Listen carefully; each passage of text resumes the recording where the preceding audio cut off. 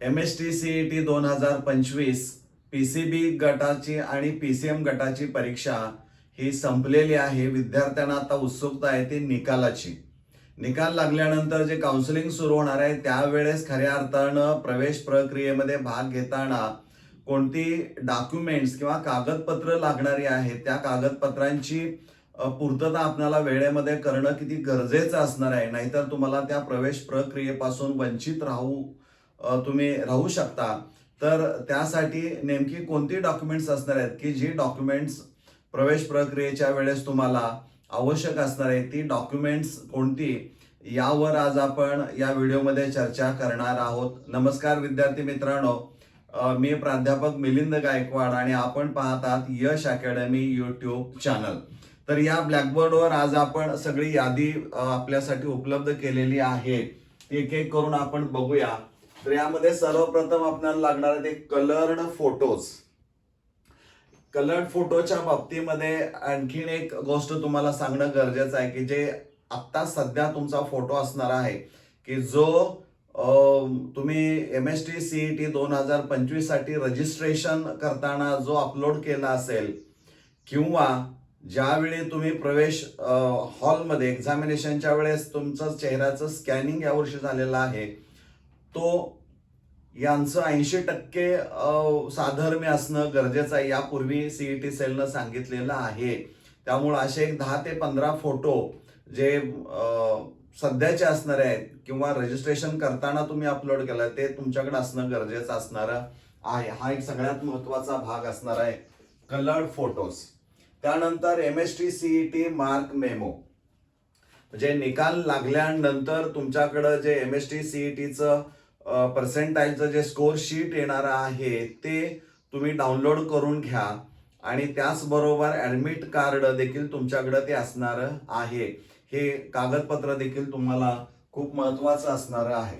त्यानंतर JEE main mark memo plus admit card if appeared म्हणजे जर का तुम्ही JEE ही परीक्षा दिली असेल तर तुमच्याकडं त्याचं मार्कलिस्ट आणि ऍडमिट कार्ड असणं आवश्यक असणार आहे. त्यानंतर NEET score card plus admit card for pharmacy students म्हणजे तुम्ही नीटचे एक्झामिनेशन दिल्यानंतर तुमच्याकडं जो रिझल्ट लागणार आहे त्यावेळी मिळणारं स्कोर कार्ड आणि त्या परीक्षेचं ऍडमिट कार्ड तुमच्याकडे असणं आवश्यक असणार आहे. त्यानंतर आधार कार्ड, ओरिजिनल आधार कार्ड तुमच्याकडे असायला पाहिजे. त्यावरचा फोटो क्लिअर असायला पाहिजे. ऍड्रेस देखील त्यावर जो असणार आहे तो खूप महत्वाचा असणार आहे. त्यानंतर SSC मार्कशीट प्लस सर्टिफिकेट म्हणजे 10वी पास झाल्यानंतर जे मिळणारी गुणपत्रिका असणारी आहे मार्कशीट आणि त्याचबरोबर तुम्हाला 10वीचं प्रमाणपत्र SSC प्रमाणपत्र जे असणार आहे ते प्रमाणपत्र खूप महत्वाचं आहे. कारण त्या प्रमाणपत्रावर बर्थ डेट तुमची जी असणारी आहे ती खूप महत्वाची असणारी आहे. कारण ती बर्थ डेट आणि लिव्हिंग सर्टिफिकेट वरची बर्थ डेट ही एकसारखी असायला पाहिजे. नसेल तर त्यासाठी काही प्रोसिजर महाविद्यालयामधून किंवा संबंधित शाळेमध्ये विचारून तुम्ही लागलीच पूर्तता करू शकता. त्यानंतर HSC मार्कशीट म्हणजे 12वीचा निकाल लागल्यानंतर जी गुणपत्रिका मिळणारी आहे त्याची झेरॉक्स ओरिजिनल मार्कलिस्ट प्लस त्याच्या झेरॉक्स प्रती तुमच्याकडे असणं गरजेचं आहे. त्यानंतर लिव्हिंग किंवा transfer certificate and birth certificate म्हणजे लिव्हिंग सर्टिफिकेट म्हणजे ज्यावेळी तुम्ही प्रवेश प्रक्रियामध्ये भाग घ्याल त्यावेळेस तुम्ही 12वीचं मार्कलिस्ट काढलेलं असेल त्यावेळी शाळा सोडल्याचा दाखला म्हणजे महाविद्यालय किंवा शाळा सोडल्याचा दाखला असेल आणि त्याचबरोबर बर्थ सर्टिफिकेट देखील महत्वाचं असणार आहे.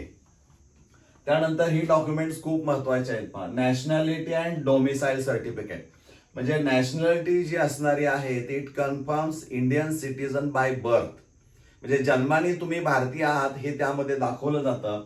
आणि डोमिसाईल सर्टिफिकेट जे असणार आहे ते it proves residency in a particular state. आता जी रेसिडेन्सी तुमचा जो अधिवास जो असणार आहे किंवा जो काही रहवास असणार आहे तो प्रत्येक स्टेटमध्ये कालावधी जो असणार आहे पिरियड ऑफ रेसिडेन्सी हा खूप वेगळा असणार आहे. महाराष्ट्रामध्ये साधारणपणे 15 वर्षापर्यंत तो कालावधी अपेक्षित ठेवलेला आहे. काही राज्यांमध्ये डोमिसाईल हे तो बाय बर्थ त्या स्टेटचा असला पाहिजे असे अर्थात it vary state to state आपल्या स्टेटमध्ये किमान 15 वर्ष हा रहिवास किंवा अधिवास त्या संबंधितांचा असणं आवश्यक असणार आहे. ही सर्टिफिकेट तुम्हाला तहसीलदार किंवा SDM सब डिव्हिजनल मॅजिस्ट्रेट किंवा डिस्ट्रिक्ट मॅजिस्ट्रेट करून देखील तुम्ही ते मिळवू शकता. त्यानंतर इन्कम सर्टिफिकेट. इन्कम सर्टिफिकेट म्हणजे वार्षिक उत्पन्न जे तुमचं असणार आहे ते आता तुम्ही शैक्षणिक वर्ष 2025-26 मध्ये प्रवेश घेणार आहात. त्यामुळं 2024-25 या 31 मार्च 2025 पर्यंत जे काही इन्कम असणार आहे, अॅन्युअल इन्कम जे असणार आहे ते इन्कम सर्टिफिकेट तुमच्याकडे असणं गरजेचं आहे. त्याची प्रोसिजर काय आहे ती वेळीच माहिती करून घ्या. त्यानंतर personal email ID and mobile number. म्हणजे ईमेल ID जो तुमचा असणार आहे MST CETच्या वेळेस तुम्हाला तो तुम्ही तयार केलेला असणारा जो ईमेल ID असेल त्याजवळ त्याचा पासवर्ड दोन्ही तुम्ही लक्षात ठेवा, कारण तोच तुम्ही कंटिन्युअस तुम्ही इतर ठिकाणी वापरणं आवश्यक असणार आहे. त्यानंतर मोबाईल नंबर हा सगळ्यात महत्वाचा आहे कारण मोबाईल नंबर हा तुम्ही दिलेला असला तरी तो चालू आहे का, तो वर्किंगमध्ये आहे का हे पाहणं गरजेचं असणार आहे. त्यामुळं जो नंबर तुम्ही सध्या वापरताय तो मोबाईल नंबर देणं गरजेचं असणार आहे. त्यानंतर स्टेट कास्ट सर्टिफिकेट. जातीचं प्रमाणपत्र हे खूप महत्वाचं असणार आहे. म्हणजे रिझर्वेशन मधून येणाऱ्या विद्यार्थ्यांच्यासाठी हे खूप महत्वाचं असणार आहे. त्यानंतर कास्ट व्हॅलिडिटी सर्टिफिकेट. म्हणजे ते जे सर्टिफिकेट असणार आहे जात प्रमाणपत्र त्याची पडताळणी केलेलंच एक वेगळं प्रमाणपत्र तुम्हाला मिळतं. ते पण प्रमाणपत्र तुमच्याकडे असणं अपेक्षित असणार आहे. त्याचबरोबर सगळ्यात महत्वाचा आहे तो नॉन क्रिमी लेअर सर्टिफिकेट. म्हणजे particularly for OBC other backward class जे स्टुडंट्स असणारे आहेत यांच्यासाठी हे प्रमाणपत्र खूप महत्वाचं असणार आहे. यांच्यासाठी एक इन्कम ची अट असणार आहे वार्षिक उत्पन्नाची, ती जी असणार आहे ती बिलो 8 lakhs म्हणजे 8 लाखापर्यंत किंवा त्याच्या आत उत्पन्न असेल तरच ते तुम्हाला सर्टिफिकेट हे मिळू शकतं. ते काढण्याची प्रोसिजर खूप वेगळी आहे. जर तुम्ही कमेंट बॉक्समध्ये म्हणाला की आम्हाला ती प्रोसिजर सांगा तर त्याची ती वेगळी प्रोसिजर साठी एक वेगळा व्हिडिओ निश्चित काढला जाईल.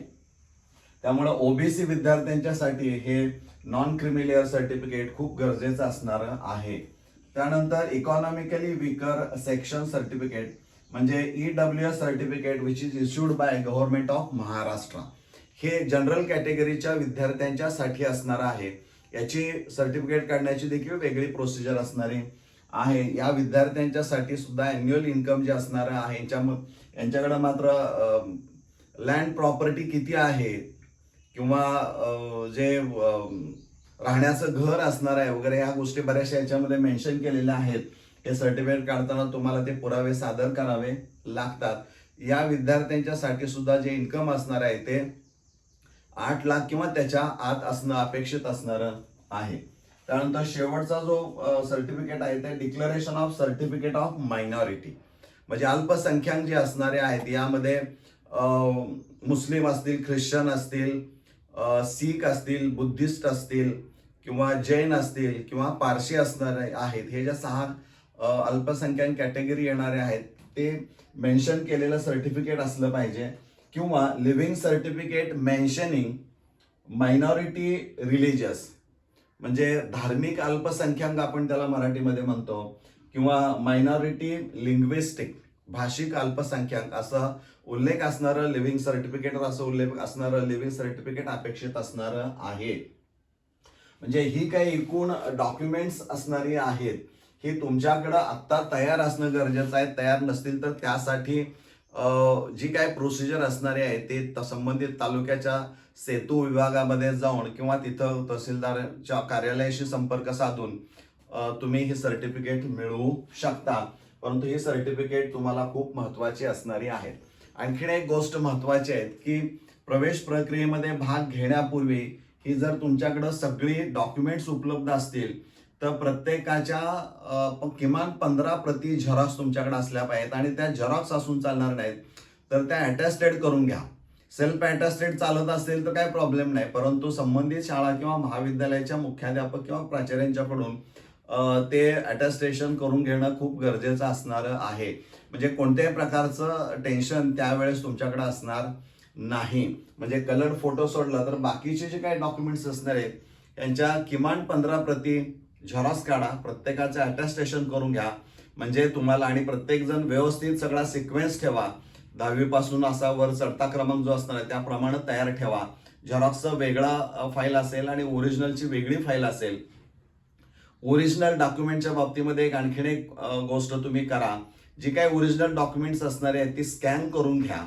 स्कॅन केल्यानंतर त्याचं एक PDF तयार करा आणि तुमचा जो email ID, personal email ID असणार आहे त्यावरती उपलब्ध करा. म्हणजे गहाळ झालं समजा कुठं, तर त्याच्या आधारे तुम्हाला इमिजिएट वेगळी डॉक्युमेंट्स तुम्हाला ती मिळवता येतील. म्हणजे डॉक्युमेंट्स जर कुठं मिसप्लेस झाले असतील तर ते काढणं सोपं होऊ शकतं. त्यामुळं विद्यार्थी मित्रांनो, वेळ आणखीन आपल्याकडं आहे आणि त्यामुळं यापैकी या यादीमध्ये जर आणखीन काय अपग्रेड होत असेल, शासनाकडून काही गोष्टी जर बदल केला गेला असेल तर त्या अपग्रेड होत असेल काही डॉक्युमेंटच्या अनुषंगानं, तर त्या संदर्भामध्ये देखील व्हिडिओ काढला जाईल. तो तुमच्यापर्यंत पोहोचवण्याचा प्रयत्न केला जाणारा आहे. जर का आपण यापैकी कोणतं आपलं डॉक्युमेंट राहिलं असेल तर ते लवकरात लवकर काढून घ्या. म्हणजे तुम्हाला प्रवेश प्रक्रियेमध्ये भाग घेताना कोणतीही अडचण येणार नाही. लक्षात राहील? ठीक आहे. धन्यवाद.